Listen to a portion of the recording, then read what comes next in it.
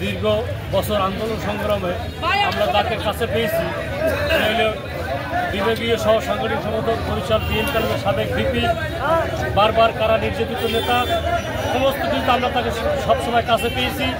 আমরা এই জালকাঠি নবীনের ব্যাপারে জালকাঠি দলছুটির টোটাল অঙ্গ সংগঠনের সকল নেতাকর্মীরা এই যাকে নবীন পেয়েছে তাকে আমরা দীর্ঘ 18 বছর আমরা এই জালকাঠি কোনো কর্মকাণ্ডে কোনো দলীয় কোনো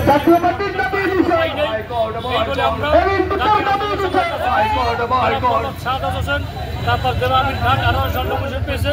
তখন এই এলিন ভুট্টো জালকাঠি একবারও খবর নেয় না যে কে নমিনেশন পাইছে। তখন আমরা তাকে মোবাইল করেছি, সে আমাদের মোবাইল বন্ধ করে দিয়েছে যে দাদু তোরা চুকুতা ফলাই থাক।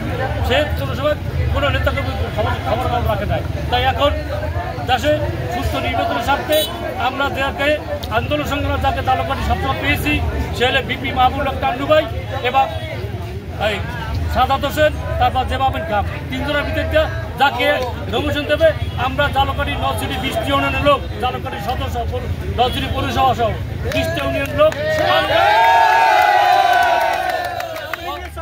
তার পক্ষে আমরা কাজ করবো। আর এই নমিনেশন আপনারা কি করবেন? আমরা কেন্দ্রে জানাইছি এবং কেন্দ্রে আমাদের আপিল করা হয়েছে। কেন্দ্রে যে সিদ্ধান্ত দেবে সেই সিদ্ধান্ত আমরা মাথার মধ্যে নেব।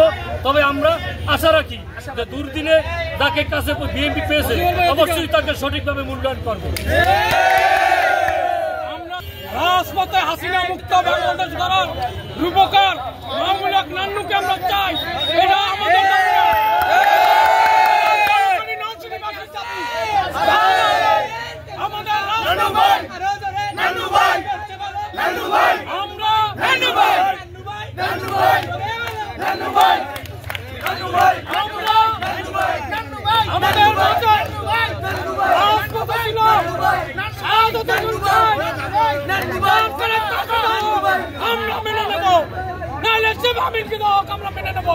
কিন্তু জাতীয় পার্টির দোষর আমার সাধারণ বিএনপি যারা নির্যাতিত নেতা কর্মী তাদেরকে অবমূল্যায়ন করা হয়েছে। আমরা ভারপ্রাপ্ত চেয়ারম্যান আমাদের অ্যাক্টিং চেয়ারম্যান তারেক রহমানের কাছে দাবি এই নমিনেশন পরিবর্তন করা হোক। দুর্বার আন্দোলন করে তোলা হবে ভাইয়েরা আমার। যাই হোক, আমরা আশা রাখি আমাদের 3 নেতা এক হয়েছেন, তারা যে নির্দেশনা দেবেন দলের স্বার্থে আমরা তাই অক্ষরে অক্ষরে পালন করবো। দলীয় নেতাকর্মী আছে টোটাল 20টা ইউনিয়ন, আমার 2টা পৌরসভা জালকাঠি সদর এবং নলছিটি সদর। আজকের লোক সবাই একতাবদ্ধ আছি।